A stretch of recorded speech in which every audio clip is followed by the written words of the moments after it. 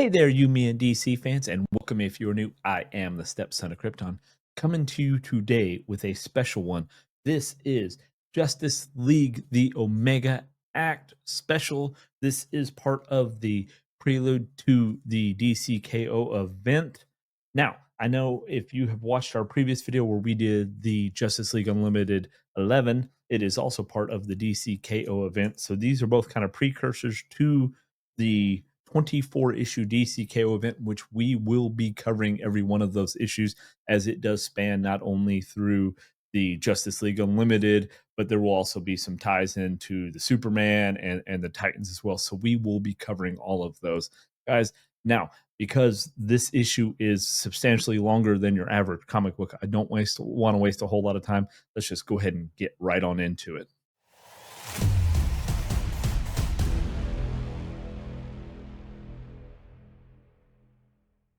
Act, but also the Justice League Dark Tomorrow is another one, the little special there, if you have read that, because they all kind of tie into what's getting ready to happen here.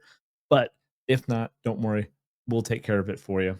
So now, this issue starts off years before Krypton's destruction, and we see Laura and we see Ursa. They're out exploring the world, trying to kind of have this adventure before they head off to their respective futures, as they're talking about. Now, I'm sure everybody knows Laura, Laura L. She's Kal-El's mother, aka Superman's mother, and then you have Ursa, who is one of the minions of Zod, who we first saw in the live action 1978 Superman. When her, Zod, and Non, they were placed in the Phantom Zone. So it is that Ursa. So they're continuing down. They got their little jetpacks on, and they're exploring some wreckage from way back when Krypton used to have regular contact with other advanced civilizations. Even finding this old Kryptonian data pad. However, the data pad makes reference to an ultimate weapon, as Ursula says. And they continue to get closer to this wreckage, and it looks like there's some kind of a pod there. There's some kind of a chamber where they were creating this weapon. And when I first saw it, the way the pod looked, it made me think of, if you've watched the Superman Doomsday animated film, when LexCorp, their deep drillers, they come across that pod, and when they're trying to open it, they unleash Doomsday, the ultimate weapon. So we kind of flash forward to current time, and we see Doomsday, sorta. We see Time Trapper, and he's hovering, in the Justice League Watchtower as all of the members of the Justice League arrive. If you remember from, again, if you'd read Justice League 11, that at the end of it, Superman recalls all the Justice League members back. So, and we see Booster Gold, and he's a little bit skeptical as he's talking to Time Trapper, worried that the League isn't even going to want to listen to him, given his history with not only many members of the League, but especially Superman. And with that, we get a quick glimpse of Superman fighting Doomsday in a little bit of a flashback. And then as we kind of go back into the Watchtower, we see Time Trapper, and there's that Omega energy coming out as more and more members arrive back at the Watchtower. Ironically, this is the very similar situation to how all of this started. If you remember from the All in DC special, all of the Justice League members had convened at the Watchtower to commemorate the founding of the new Justice League Unlimited, when Darkseid, after joining with the Spectre, attacked. And we kind of see the battle, what was going on. We get a split page of the battle that happened, and as we're seeing Darkseid, the true final god, as Time Trapper refers to him, as he is dying, supposedly, not only birth the absolute universe, but he sets our heroes down this path they now find themselves on. And I think it's interesting that we do see an Aquaman there, and he's kind of given the eyes going on, because if in the same universe here, Aquaman has kind of become a god tier level person in his own right, in his own comic. And we learn that Time Trapper is the one that sent Booster Gold to find Superman and convince him of the impending future that awaited them. And of course, Time Trapper's skeptical. Booster's trying to tell Superman of the evil legion of superheroes coming for them, right? And suggests they go deeper into space to have the fight, to kind of keep the danger away from Earth. when all of a sudden we kind of see things going kind of grayed out and things stop. Time Trapper he wants to have a private moment with Booster, and he tells him that the events with Grodd, if we remember, from the first couple issues of the Justice League Unlimited, the events with Grodd, they've broken time and nothing can save this universe. But with the Omega energy that Darkseid has kind of left spread throughout the universe, they may be able to escape it. Now, Booster's obviously he's not happy with that, and he tells them that these heroes that he's got frozen right now. He goes, "These are the legends. These are Earth's mightiest, and they will fight." But Time Trapper decides instead he wants to show Booster what the future holds. And just as they go to leave, there's only one other man that cannot be stopped by the pausing of time, and he decides to tag along, and that is Flash. And he doesn't want Time Trapper to take Booster again. He's worried. So they all three end up going through time, and we go forward a little bit in time to the 853rd century, which is the home of the Justice Legion Alpha, who are at war fighting the evil legion of superheroes. And they're losing, right? So, if we remember the evil legion, they kind of go throughout time. They're attacking all of our heroes throughout all of time. Booster and Flash, they want to help, right? They see the other fellow superheroes then they're losing, so they want to help. But Time Trapper didn't bring them there for that. He's not there to change what's happening in the future. So he says it's time to move on. And that is where he tells them this attack is happening across all futures, across all times. And right now, they all lead to Darkseid. And soon, that evil legion will come for our timeline. They're waiting, they're wanting to take out every other hero in all across all other timelines, and then they will come for ours, which is the last known location of Darkseid. Now, if you haven't at this point, if you haven't read the Justice League Dark Tomorrow that I referenced at the beginning of the video, Time Trapper explains who the Dark Legion are and how they came from a universe created in Darkseid's image. Remember, this is the Legion of superheroes from the future, but in a darkened world where they are actually evil and they're there to do Darkseid's bidding. And while Booster, he's ready to go and fight them, it looks like they're not going to have to go anywhere as the Legion is already here. We kind of then suddenly just snap back to Laura and Ursa, and they're still exploring the wreckage, and they're talking about Ursa joining the military of Krypton. When suddenly they are attacked by a Doom Dog. Now, I call it that just because it kind of looks like Doomsday in dog form. So I don't know. You call it what you want. It's a Doom Dog to me. And while they're being attacked, they realize they can't escape upward out of the wreckage because Laura's jetpack is damaged, which means there's only one place for them to go, and that's down further into the ruin.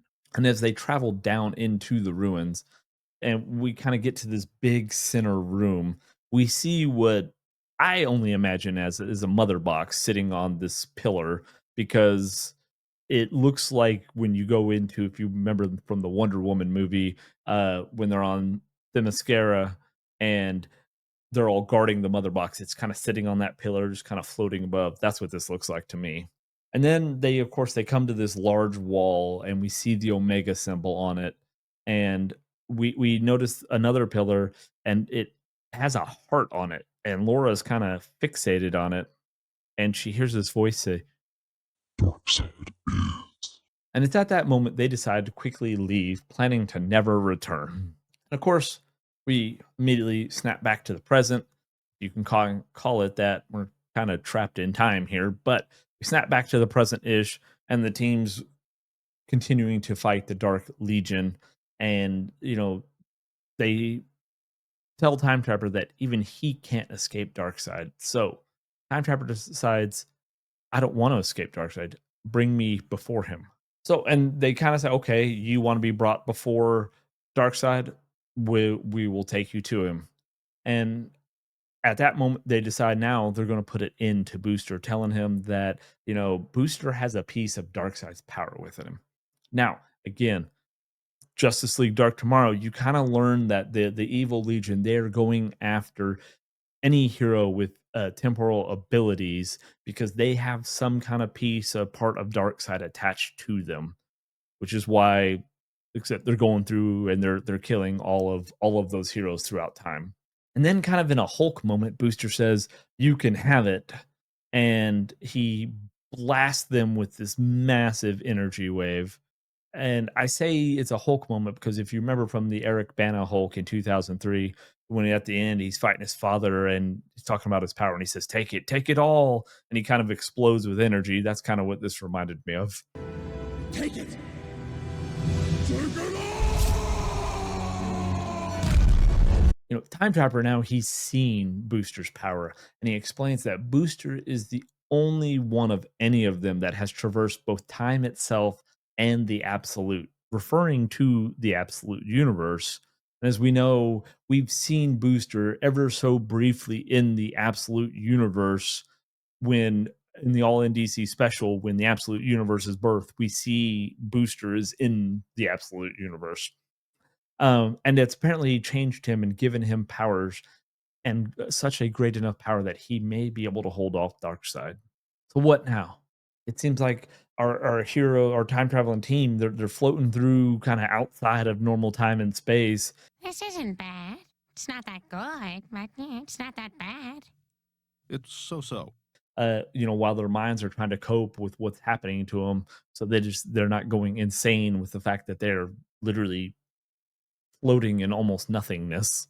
And then we kind of see Flash and he's pulling Time Trapper and Booster in back into the current time because we see the Omega energy, we see them come out, and you kind of get a sense for how much bigger Time Trapper is than them at this point because he's always kind of looked a little scrawny, but he's looking pretty tall to them. And of course, we see Superman and the rest of the Justice League, and they're still frozen, still kind of grayed out. Time Trapper is still wanting to continue to move back in time to avoid what is coming, while Booster is wanting to bring in the rest of the league. Now, we go back to Krypton and we see the Doom Dogs, and they're looking for Laura and Ursa as they try to escape the ruins. Not only because of what they saw down there, but because technically it is illegal, and Ursa is obviously she's one day out from joining the military academy. We then cut back to the Watchtower and we see Time Trapper talking about how he was created on Krypton for the sole purpose of defeating Darkseid, born to be a weapon, but they need to convince Superman and the rest of the League for this. Now, for those of you that may not know Doomsday's origins, um, he was created on Krypton hundreds of thousands of years ago when Krypton's environment was deadly on the surface, and scientists had experimented for decades to create the ultimate weapon, sending him out to get killed, and then taking his DNA and recreating this being to send him out to get killed, and over decades and decades and decades of this to create the ultimate weapon, which leads him to why he ends up hating all Kryptonians, which really is Superman at that point because there's only the one, maybe Supergirl if you want to say two. So we finally see Time Trapper unpauses time. Booster kind of yells out to the league, "Hey, they need to listen to him." And at the bottom of the page, we see Ursa, and she's got the key kind of thing she found earlier, talking about it. It mentioned a great danger that will be coming in the future, and this ultimate weapon is there to defeat it. And when Ursa gives the key to Laura and just basically telling her, "Hey, put this in the archives," because Laura is getting ready to go work at the archives. She said she had the translation wrong. It doesn't say ultimate weapon. It says absolute champion. And then same time, Time Trapper is telling Superman, if you want to defeat Darkseid, they must work together. But can Superman do that? The fight begins in 1 week with DC KO #1, and that is where the issue ends. All right, guys, this was probably one of my favorite in all of the current absolute run and all in DC run that we've been doing. This and Mantis will be bringing you Absolute Evil, another amazing one from the Absolute universe that we have been covering. But I am excited for this KO run. It's going to be, like I said, 24 issues. We will be covering it. We will probably split it up to try to keep them as short as possible because this was 30 pages as opposed to your average comic is between 20 and 22. So substantially longer. You want to say that in the comic book realm. So we may split those up. We may do a couple together. It really just depends, guys. But let me know down in the comments how you felt about this one. Did you love it? Are you excited for the KO event? And is it something you're looking forward to us covering? And if you have made it with me this far, consider giving the video a like, subscribing to the channel, having your bell notifications clicked so you will get alerted as we release all of the different ones from the KO event. And to keep this video short, because I know this is a little bit of a long one, guys, so I appreciate you staying with me, and my eyes are starting to burn from these lights without my glasses on. That is going to wrap it for me on this issue of You, Me, and DC. Until next time, guys, I'll see you then.